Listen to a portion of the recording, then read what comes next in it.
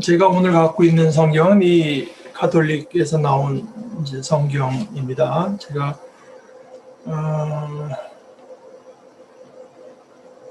12장 18절부터 우선 27절까지를 읽어보도록 하겠습니다. 부활이 없다고 주장하는 사두개인들이 예수님께 와서 물었다. 스승님, 모세는 어떤 사람의 형제가 자식 없이 아내만 두고 죽으면 그 사람이 죽은 이의 아내를 맞아들여 형제의 후사를 일으켜 주어야 한다고 저희를 위하여 기록해 놓았습니다. 그런데 7 형제가 있었습니다. 마지가 아내를 맞아들였는데 후사를 남기지 못하고 죽었습니다. 그래서 둘째가 그 여자를 맞아들였지만 후사를 두지 못한 채 죽었고 셋째도 그러하였습니다. 이렇게 7이 모두 후사를 남기지 못하였습니다. 맨 마지막으로 그 부인도 죽었습니다. 그러면 그들이 다시 살아난 부활 때 그 여자는 그들 가운데 누구의 아내가 되겠습니까? 7이 다 그 여자를 아내로 맞아들였으니 말입니다. 예수께서 그들에게 이르셨다. 너희가 성경도 모르고 하나님의 능력도 모르니까 그렇게 잘못 생각하는 것이 아니냐. 사람들이 죽은 이들 가운데에서 다시 살아날 때에는 장가드는 일도 시집가는 일도 없이 하늘에 있는 천사들과 같아진다. 그리고 죽은 이들이 되살아난다는 사실에 관해서는 모세의 책에 있는 떨기나무 대목에서 하나님께서 모세에게 어떻게 말씀하셨는지 읽어보지 않았느냐? 나는 아브라함의 하나님, 이삭의 하나님, 야곱의 하나님이다 하고 말씀하셨다. 그분께서는 죽은 이들의 하나님이 아니라 산 이들의 하나님이시다. 너희는 크게 잘못 생각하는 것이다. 여기도 역시 어떤 모략이 숨어 있을 거라고 짐작은 하는데요. 이 부활을 암시하는 말씀들은 구약 성경에도 있지만 구약 부활이라고 하는 것을 좀 더 명시적으로 이제 사람들이 말하고 믿기 시작한 것은 바빌론으로 끌려갔다 이제 온 뒤의 이야기입니다. 그래서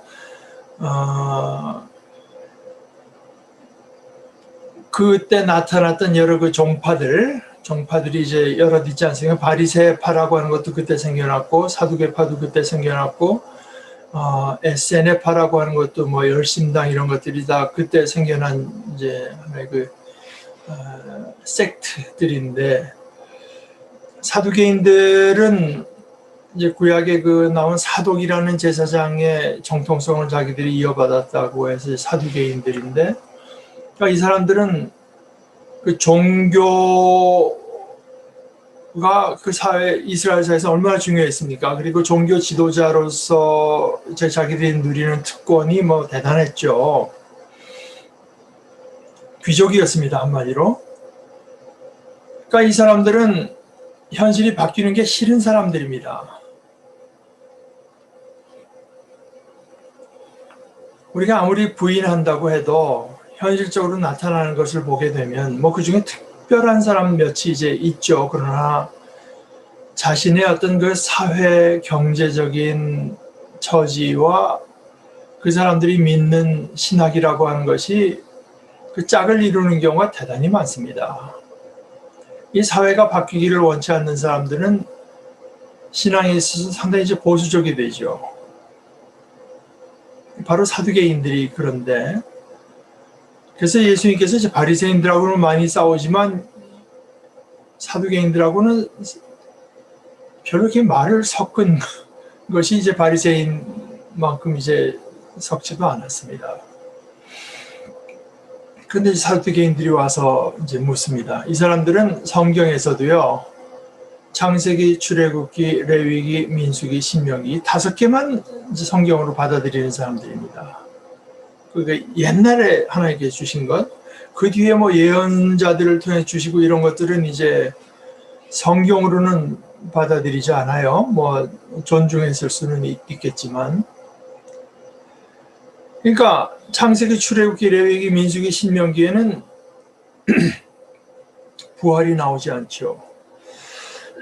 근데 사실은 왜 그런지 모르지만 이 사람들은 천사도 믿지 않아요.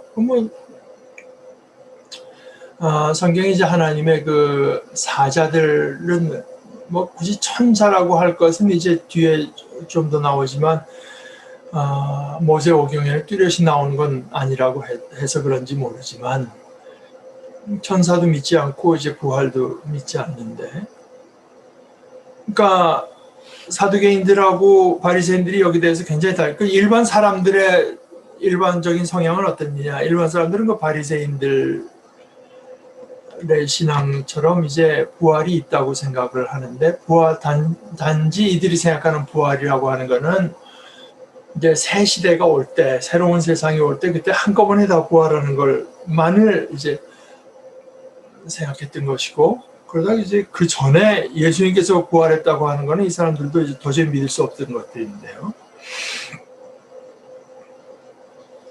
또 그 부활 이후의 삶이 어떠냐? 뭐 거기에 대해서는 또 다른 얘기가 되겠죠. 그러나 이건 사두개인들이 이제 사람들이 보통 믿는 그 부활이라고 하는 게 얼마나 성경으로 봐서 서로 들어맞지 않는 이야기냐 하는 거를 이제 예수님께 갖고 와서 예수님을 난처하게 하려고 했는지, 아니면 사람들과 예수님이 가진 생각이 다르다, 뭐 하여간 뭔가 무슨 꿍꿍이가 있었겠죠. 그러나 이제 성경을 가지고 물어봅니다. 그러니까 모세 율법을 갖고 물어보는데, 자식이 있으면은 그 자식이 그 대를 잇지만, 자식 없이 이제 남자가 죽게 되면 그 동생하고 그 형수가 이제 결혼을 해서라도 그 후사를 일으켜줘야 된다. 뭐 그런데 7 형제 중에 7이 다 죽고 나중에 여자도 죽었으면, 아니 그럼 부활하게 되면 그 사람이 과연 누구의 아내가 됩니까? 이게 뭐 부활이라고 하는 게 허무맹랑한 소리가 아닙니까? 이 하나님께서 주신 그 모세를 통해서 주신 율법하고도 들어맞지 않는 내용 아닙니까? 본인들이 생각하기에는 뭐 틀림없다고 생각해서 말을 갖고 왔으나, 이제 예수님의 대답은 당신들이 근본적으로 이제 잘못 생각하는 것이 있기 때문에 그렇게 잘못 생각하는 거다. 그러니까 한 2가지를 이제 말씀하시는데요. 첫째는 사람들이 죽은 이들 가운데서 다시 살아날 때는 이 세상의 연장이 아니다. 이거는 사실 우리도 좀 깊이 생각해 봐야 됩니다. 보통 사람들은 말할 것도 없고, 크리스찬들도 이제 우리가 그 하나님 나라에서 부모 자식 관계, 무슨 관계가 다 그대로 그대로 이어갈 걸로 생각하는 것 같은데, 뭐 예수님께서 분명히 말씀하시잖아요. 그때는 장가가는 일도 없고 시집가는 일도 없이 하늘에 있는 천사들과 같아진다. 그때 가서 무슨 사람들에게 생식이라고 하는 것이 필요한 것도 아니겠고, 전혀 이제 다른 관계가 맺어지는 걸 말씀하신 것이죠. 그것이 구체적으로 어떻다는 이야기는 말씀하지 않고요. 그러나 이제 천사들과 같다. 이 세상의 일이 그대로 연장되는 것이 부활의 삶이 아니다.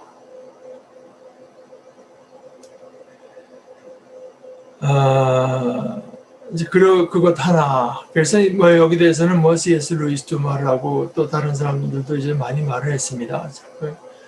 이 땅에서의 관계가 그대로 이어질 거라고 하는 어떤 아무런 성경적인 근거가 없는 생각에 대해서, 지금 이 땅에서 우리가 맺든, 그럼 남처럼 됩니까? 남처럼 되죠.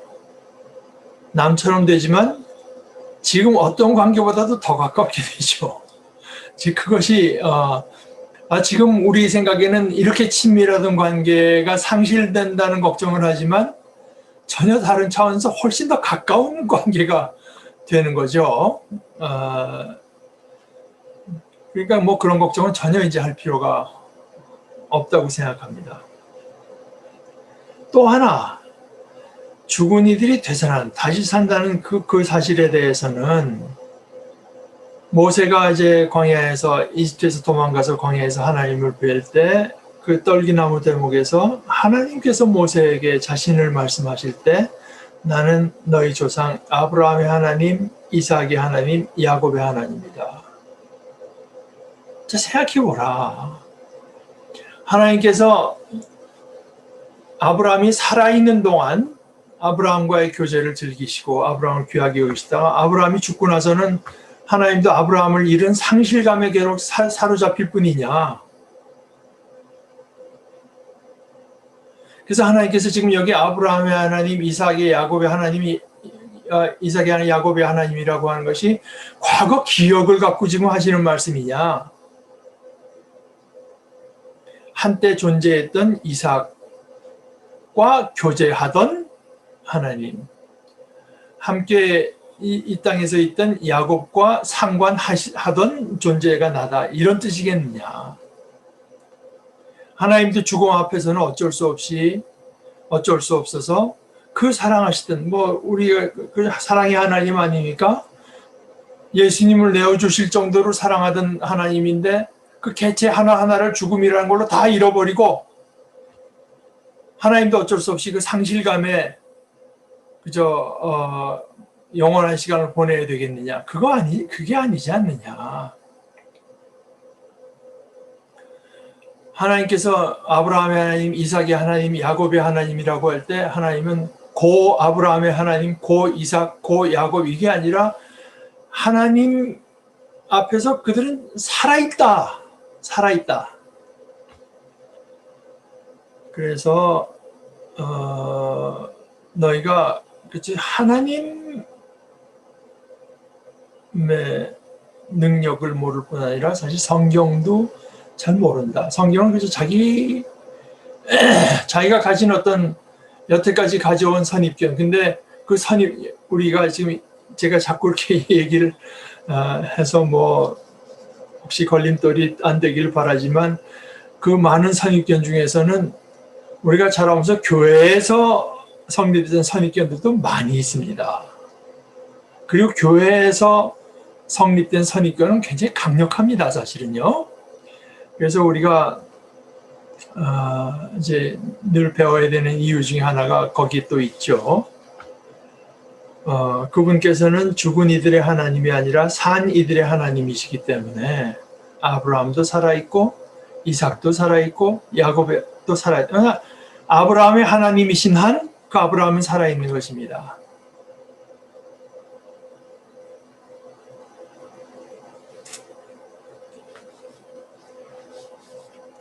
그 다음 이야기요. 근데 이제 율법학자 한 사람이 이렇게 그들이 토론하는 것을 듣고 있다가 예수님께서 대답을 잘 하시는 것을 보고 그분께 다가와 모든 계명 가운데에서 첫 번째 가는 계명은 무엇입니까? 하고 물었다. 예수께서 대답하셨다.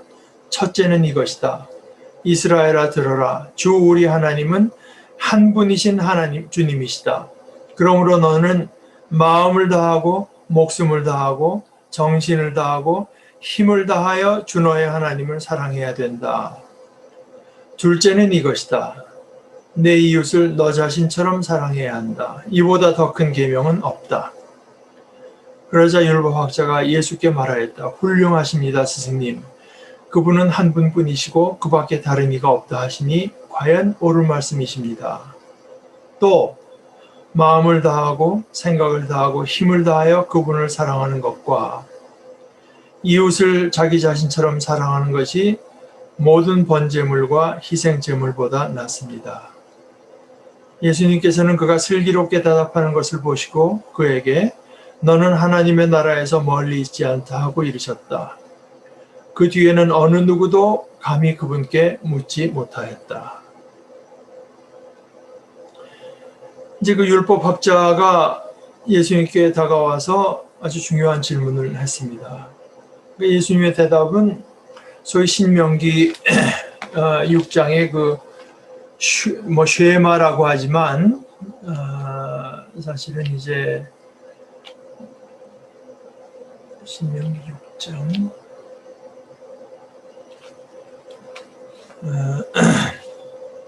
이스라엘아 들어라 했는데요.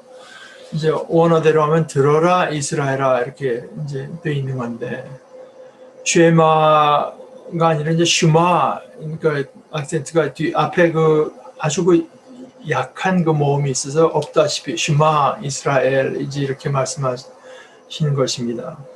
들어라 이스라엘아, 주 우리 하나님은 한 분이신 주님이시다. 너희는 마음을 다하고 목숨을 다하고 힘을 다하여 주 너의 하나님을 사랑해야 한다. 오늘 내가 너에게 명령하는 이 말을 마음에 새겨두어라. 너희는 집에 앉아있을 때나 길을 갈 때나 누워있을 때나 일어나 있을 때나 이 말을 너희 자녀에게 거듭 들려주고 일러주어라. 또한 이 말을 너희 손에 표징으로 묶고 이마에 표지로 붙여라. 그리고 너희 집 문설주와 대문에도 써놓아라. 그래서 이것 때문에 이제 오늘도 그 울트라 오르소독스, 그러니까 극 정통주의 유대인들은 이제 여기다가 이렇게 이 말씀을 여기다 이렇게 붙이기도 하고 여기다가도 이제 하고 다니는 건데요. 이게 이제 가장 중요하다. 그 대답하는 걸로 끝날 수 있는데 묻지 않은 얘기를 둘째는 이것이다. 그러니까 이것은 이제 사실 그만큼 중요한 계명이 하나 있다는 뜻도 되겠고, 그래서 제 생각으로는 이거는 우리 자신을 살펴봐도 그렇고 우리가 자라난 교회, 우리 주위의 교회들 봐도 그렇지만 이 첫 번째 말씀, 첫 번째 계명이 이 두 번째 계명과 함께 가지 않으면 아주 심각하게 이제 왜곡 그 내용이 되는 면에서도 이제 둘째 계명은 언제나 이렇게 커플로서 이제 갈 필요가 있다고 생각합니다. 제가 다른 때도 이 말씀을 주로 자주 말씀드리지만 이제 누가복음에 보게 되면은 이 두 계명에 온 구약 성경의 말씀이 걸려 있다, 달려 있다. 이제 이렇게 이게 빠져버리면 이제 와르르 다 무너지는 겁니다. 그리고 바로 이 가장 큰 계명, 둘이면서 하나인 것 같은 이 계명, 이 바로 예수님에게서 나타난 것 아니겠습니까? 너희 이웃을 너 자신처럼 사랑해야 된다. 바로 이제 십자가에서 나타난 주님의 사랑이 그것을 아주 대표적으로 보여주는 거죠. 그것이 바로 주님께서 주님의 전 존재를 다해서 하나님을 사랑하신 이제 그것 아니겠습니까?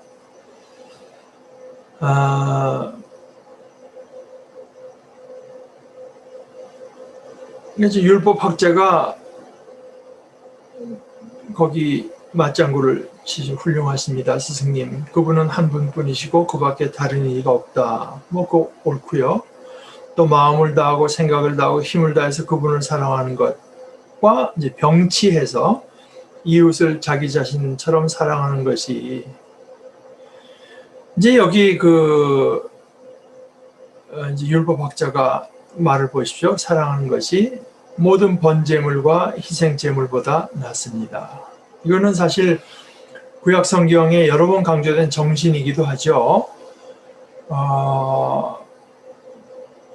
그런데 특별히 이제 율법학자와 예수님 사이에 이런 대화가 있는 것을 볼 때 지금 이 자리에서, 지금 여기에서, 왜냐하면 이 성전, 예루살렘에서 또 성전에서, 성전은 바로 이 희생제물, 번제물 이걸 바치는 데거든요.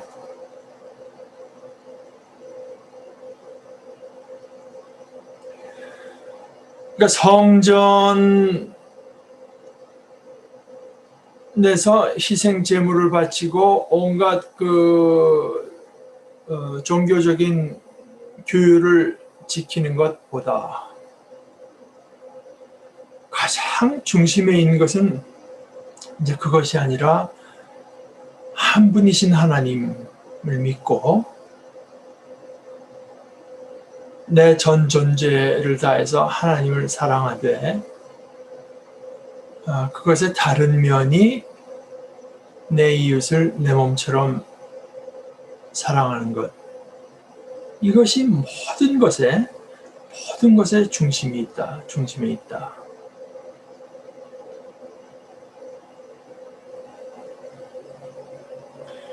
그러니까 예수님께서 그의 지혜를 그때 보시고 너는 하나님의 나라에서 멀리 있지 않다. 마치 하나님의 나라의 주인처럼 지금 이제 말씀하시고 계시죠.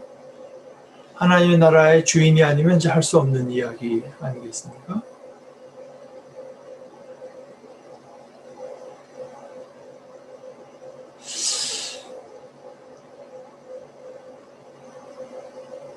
이것이 이제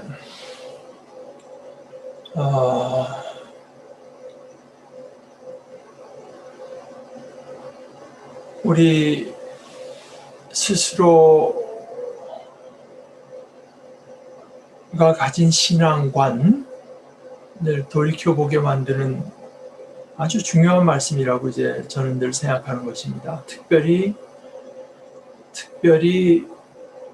오늘날 이만큼 제가 한국교회에서 자라서 한국교회의 모습을 보면서 중심을 여기에서 잡지 못할 때 교회 신앙이라고 하는 것이 얼마나 이상해지는가. 제가 언젠가 이제 말씀드렸다시피 그것은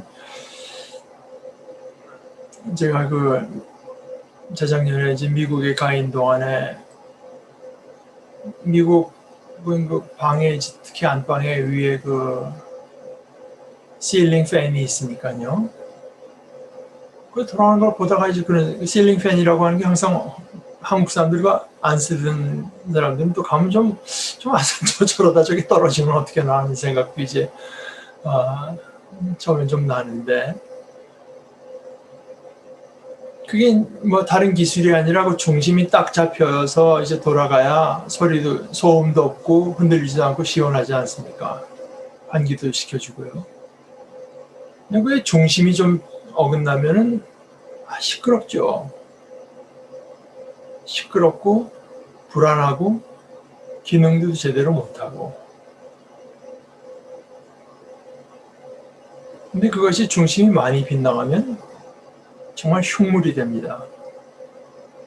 흉기가 되죠, 흉기. 실제로 그 사람이 이제 다치고 심지어 뭐 최악의 경우는 죽을 수도 있는데요.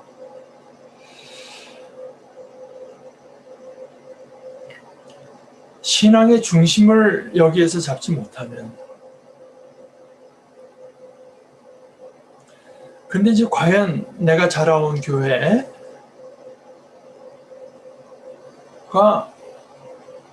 이 신앙의 중심을 제대로 잡고 있는가? 잡고 있는데 지금 교회의 모습이 저 모습이냐? 아니면 바로 여기에서 잘못됐기 때문에 교회가 저런 모습이 나타나. 뭐 이웃에 대해서 자신을 내놓을 생각 없이 그저 하나님을 위해서 내 생명을 바치고 뭐 실제로 그럴려는지 그것도 모르겠지만 뭐 그것만 이제 강조하고 교회에 와서 종교적인 행동을 하고 교회에서 하는 행사에 열심히 참석하고 교회 봉사 열심히 하고 여기다가 신앙의 중심을 두어서 예수님께서 지금 말씀하시는 이 가장 큰 계명이 그만 중심에서 밀려나 버리게 될 때 조금만 밀려나면 덜그럭되지만 효과가 떨어지고 많이 빗나가면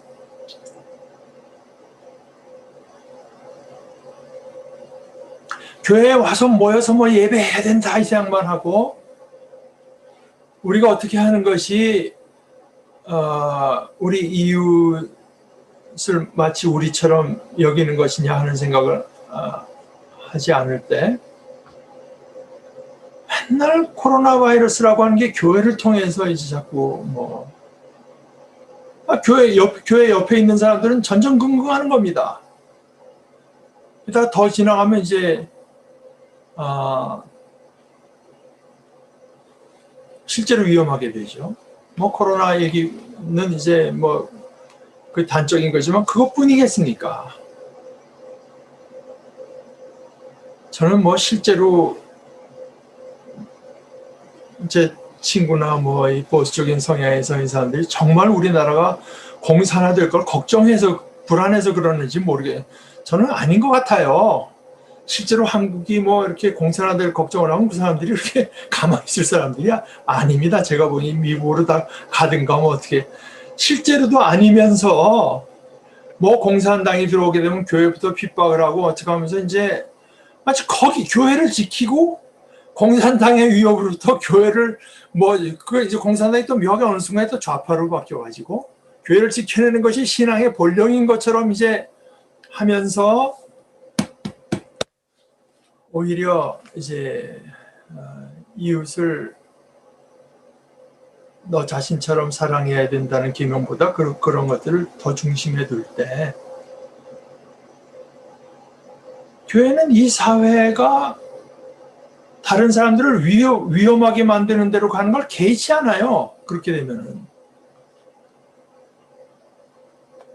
뭐 그건 제가 한국에서도 그렇고 소위 미국의 소위 자칭 복음주의자들에게서도 늘 보고 있는 바입니다.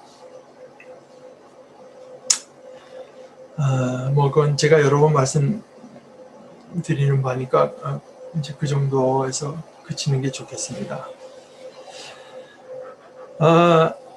그 다음 이야기요. 예수께서는 성전에서 가르치시며 말씀하셨다.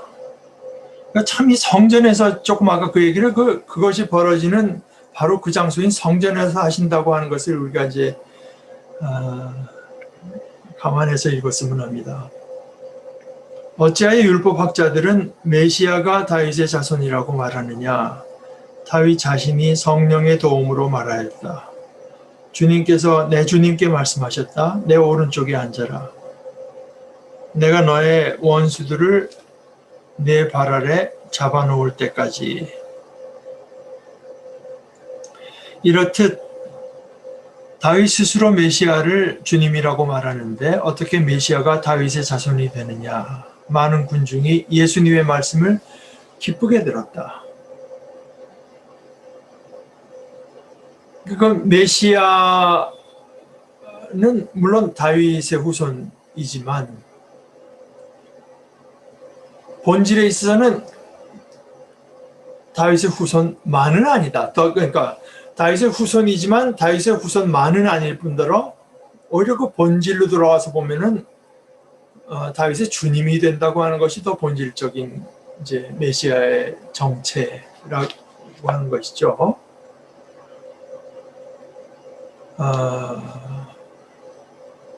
그러니까 예수님께서 시편의 말씀을 말씀하시면서 다윗의 입으로 그 주님을 내 주님이라고 부르는데 그 내 주님이 어떻게 다윗의 후손이기만 하겠느냐. 그리고 또 그것이 어떻게 더 본질적인 이야기가 되겠느냐. 다윗의 주님인 것이 더 본질적인 것이 아니냐. 그러니까 이것은 간접적으로는 예수님께서 성전에 대해서 가지신 어떤 권위, 권세를 주장하는 것일 수도 있습니다. 특히 성전에서 지금 말씀하시고 계시니까요. 그리고 또 성전에서 가르치신다고 하는 것을 마가가 다시 한번 강조하시니까요. 예수님께서는 가르치시면서 이렇게 이르셨다. 율법학자들을 조심하여라. 그들은 긴 겉옷을 입고 나다니며 장터에서 인사받기를 즐기고 회당에서는 높은 자리를, 잔치 때에는 윗자리를 즐긴다. 그들은 과부들의 가산을 등쳐먹으면서 남에게 보이려고 기도는 길게 한다. 이러한 자들은 더 엄중히 단죄를 받을 것이다. 아까 28절에 온 사람이 이제 율법학자 그런데 이제 28절에 보면은 그 사람들을 조심해라. 그래서 여기서 이제 조심하라고 하시는 말씀이 그 사람이 와서 네 가산을 등쳐 먹으려고 하니까 조심해라 이런 말씀도 물론 포함되어 있는지 모르지만 아는 새 모르는 새 우리도 그렇게 될 걸 조심하라고 하는 뜻이 더 많겠죠. 참 그 인간 그러니까 누가 그렇게 하는 걸 보게 되면 그 어떤 전염력이라고 하는 것이 대단하고 게다가 이제 율법학자들은 하나님의 율법을 그들에게 해석해주고 하는 사람들이기 때문에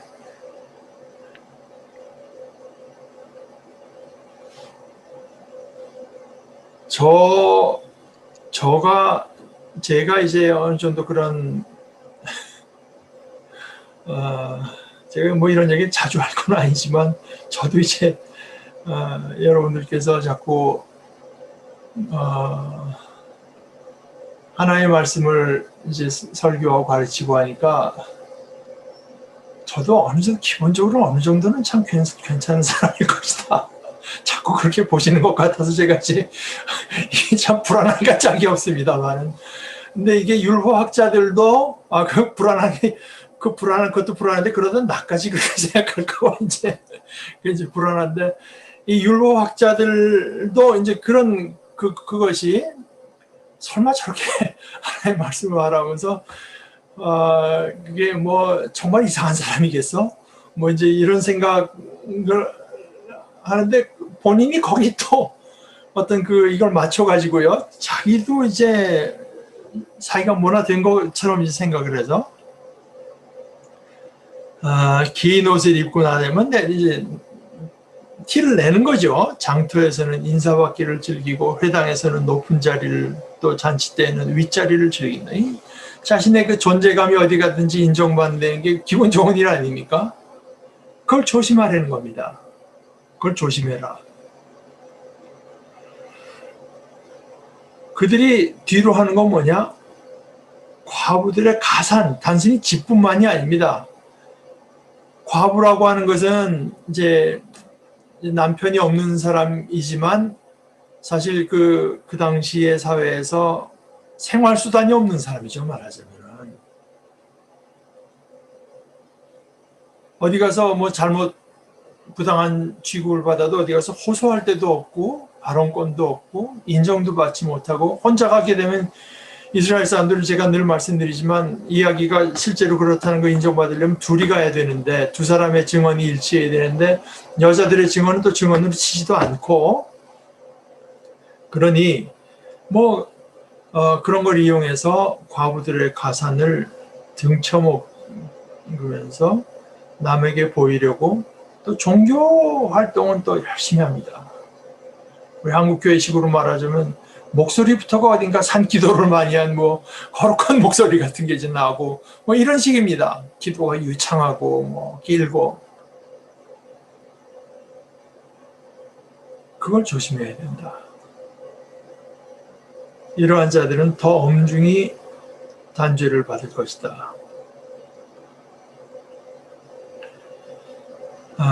이것이 이제 예수님 뭐 십자가에 달리시기 바로 얼마 전에 일어난 일이지만 예수님 말씀이 거기에만 본인이 당할 일에만 그냥 함몰되어 있는 것이 아니라 얼마나 이제 굉장히 참으로 중요하게 이제 여기서 가르치시는 거죠.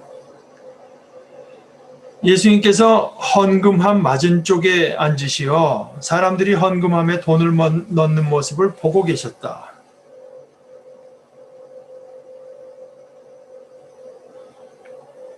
예수님께서는 우리가 헌금함에 돈을 넣는 모습을 보고 계십니다. 많은 부자들이 큰 돈을 넣었다. 그런데 가난한 과부 한 사람이 와서 렙돈 2닙을 넣었다. 바로 이제 여기서 그 영어의 그 어떤 표현이 있더라고요. 그걸 미국 사람들이 말 그게 내 렙돈 2닙이다. 이제 이런 식의 표현이 있습니다. 그것은 과들한 산잎인 셈이다. 예수께서 제자들을 가까이 불러 이르셨다. 내가 진실로 너에게 말한다. 저 가난한 과부가 헌금함에 돈을 넣은 다른 모든 사람보다 더 많이 넣었다. 저들은 모두 풍족한 데서 얼마씩 넣었지만 저 과부는 궁핍한 가운데에서 가진 것을 곧 모든 생활비를 모두 다 넣었기 때문이다. 여기 이제 그러니까 예수님께서는 뭐 우리가 돈을 얼마나 많이 내나에는 전혀 관심이 없지 않습니까? 그 절대적인 액수에는 아무런 관심이 없어 보이잖아요.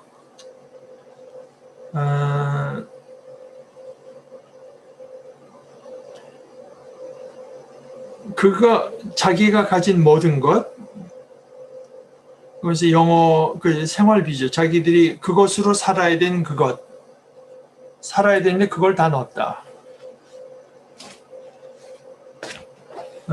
이걸 뭐 가지고 우리가 적용해서 내가 내일 살 거 다 내야지 이렇게 적용해야 된다고 생각하지는 않으시길 바랍니다.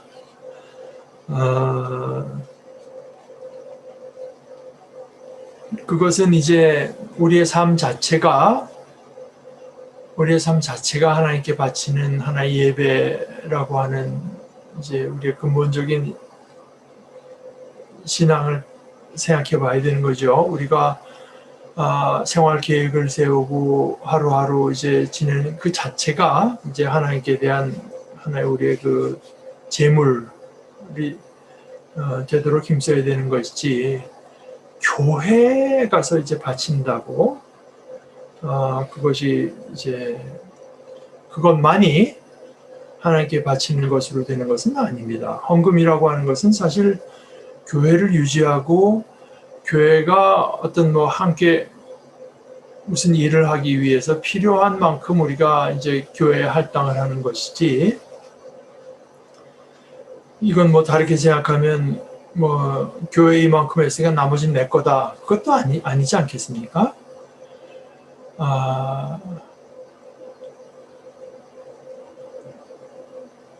여기서 이제 우리가 하나님께 바친다 이렇게 되는데, 보통 어떤 사람들은 이걸 갖고 이제 얘기를 하면서 하나님께 바칠 때 하나님은 절대적인 액수를 보는 게 아니라 그 퍼센티지, 내가 가진 것 중에 얼마를 냈나 이걸 보신다라고 실제로 말하는 것도 제가 들은 적이 있는데, 그것도 아니지 않습니까? 예수님께서 말씀하신 건 뭐냐면 얼마를 바쳤냐가 문제가 아니라 바치고 얼마를 남겼냐, 이게 문제다 이거 아닙니까? 이것이 중요한 것이다. 바치고 얼마를 남겼느냐. 그러니까 근데 과부는 지금 저거 뭐 내일 또 하나님께서 살게 해주시겠지 하는 믿음으로 했을 수도 있는데, 지금 뭐 그런 믿음을 말씀하시는 것이 아니라 저 가난한 과부가 헌금함에 돈을 넣은 다른 모든 사람보다 더 많이 넣었다, 이제 그런 것을 말씀하신 거죠.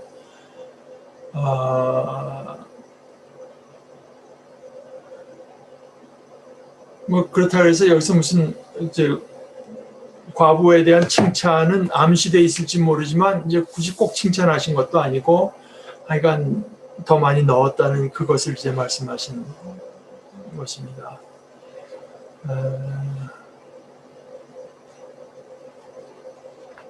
여기서 오히려 우리가 지금 이 맥락에서 우리가 생각해 봐야 될 것은, 이것이 바로 예수님 자신의 이야기다 하는 것을 이제 생각해 봐야 되겠죠. 예수님께서 자신을 몽땅 이제 하나님께 바친다. 우리도 사실 어떻게 보면은 하나님께 몽땅 우리 자신을 바치기 전까지는 그 참된 자유라고 하는 것을 상상할 수 있을 따름이고 실제로 맛보긴 좀 어렵습니다. 하나님께 턱하니 그 커다란 손에 턱하니 맡기면 이것이 얼마나 자유로운가, 그것은 뭐 우리가 갖는 거지만, 그러나 그 자유를 말하기에 앞서서 자유를 꼭 얻기 위해서가 아니라 나는 하나님의 선하신 손길 안에 있다고 하는 것을 턱하니 믿고 내 존재 자체, 내 생명 자체, 내 앞날에 대한 염려 이런 걸 다 내려놓고 어떻게 하면 하나님을 기쁘시게 할까? 이제 그것의 동전의 뒷면은 뭐겠습니까? 어떻게 하면은 내 이웃에게 유익을 끼칠까? 이제 그런 것 아니겠습니까?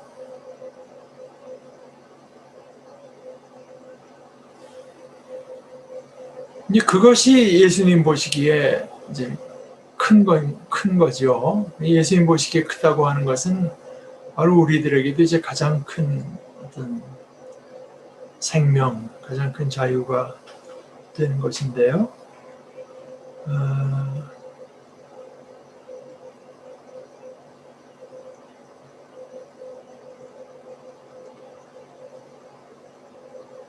얼마 전에 세상을 떠난 그 마르바 단인지 던던던이죠. 근데 그 여자 그분은 뭐 워낙 병을 많이 앓고 이제 장애도 많고 근데 그분이 이런 얘기를 참 여러 번 했습니다. 그러니까 근데 그 까칠한 사람은 아닌 것 같은데 이제 그 감수성이 우리가 보통 넘어가는 걸 잘 못 넘어가는 그러니까 어디서 예배 마치고 나오다가 자기 친구인지 뭐 누군가가 오늘 음악이 참 좋았다 그러더래요.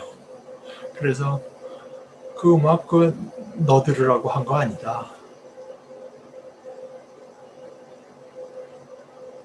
그러니까 그 예배라고 하는 것은 하나님께 바치는 것인데 우리가 가서 오늘 뭐 뮤직을 인조이하고 하는 차원에서 생각한다면 이거는 좀 예배의 본질에서 너무나 벗어난다. 뭐 설교도 맞아요. 사람들에게 뭐 감동적인 설교 아니 그것은 우선적으로 하나님께 바치는 나의 예배 행위.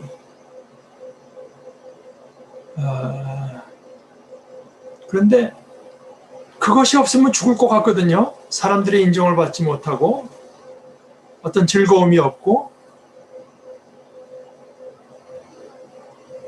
그것이 과거의 랩돈 두닙 같은 거일 수도 있습니다.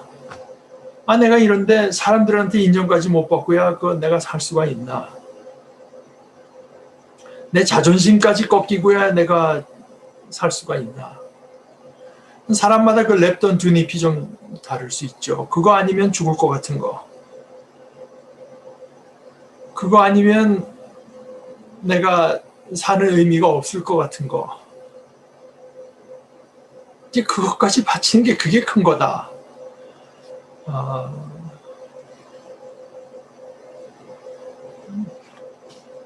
네, 예수님께서는 바로 이제 십자가에서 수치를 당하시고요.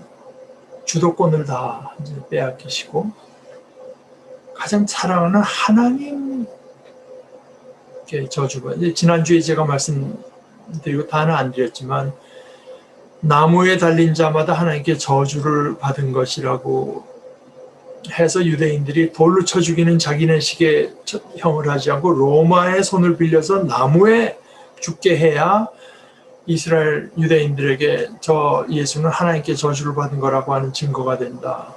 사실은 이제 바울 사도에게도 그것이 굉장한 걸림돌이 됐던 건데 예수님을 만나서 보니까 하나님께 저주를 받은 거 맞다. 근데 나 때문에 받은 거다. 내 대신해서 우리 모두를 대신해서 이제 저주를 받으신 것이다. 이걸 이제 깨닫게 되는 거죠. 뭐 오늘 이제 그 정도까지 보십시다. 그리고 여러분들 혹시 뭐 더 이제 추가하실 말씀이나 나눌 말씀이 있으면 나누시면 좋겠습니다. 지금 소리가 어떤가요? 웅웅대는 소리가. 조금 있습니다. 네. 근데 저거는 제가 뭐 중간에 한번 꺼볼 수도 있지만 어떨까 모르겠습니다. 네. 이 마이크 소리를 좀 올려보나 어떻게 하나 이게 마이크 소리를 좀 낮춰보나요? 낮추고 제가 목소리를 좀 높여보는지 어떻게 한번 애를 써보겠습니다. 자, 특별한 거 없으면 우리 한 기도하고 마치십시다. 하나님, 우리 아버지, 저희들에게 주님을 보내주시고 주님께서는 우리에게 오셔서 오직 한 분이신 하나님을 사랑하고 우리들을 사랑하는 거기에 참 삶이 있는 그것을 저희들에게 보여주신 것을 감사하고 또 하나님께서는 그것을 받으셔서 얼마나 큰 일을 이루시는지를 저희들에게 보여주시는 것을 감사합니다. 아버지, 저희들에게 믿음을 더하시고 참된 지혜를 주셔서 저희들이 주님을 따라하며 주님을 본받으며 그래서 우리들도 또한 유일하신 참 하나님을 믿고 우리의 삶과 존재를 다해서 하나님을 사랑하되 바로 우리의 이웃들을 우리 자신들처럼 사랑하는 것으로 그것으로 하나님을 사랑하는 하나님께서 기뻐하시는 삶을 저희들이 살 수 있도록 또 저희들로서는 그 안에서 참 자유를 누릴 수 있도록 저희들 모두를 주장하여 주시옵소서. 예수님의 이름으로 기도합니다. 아멘.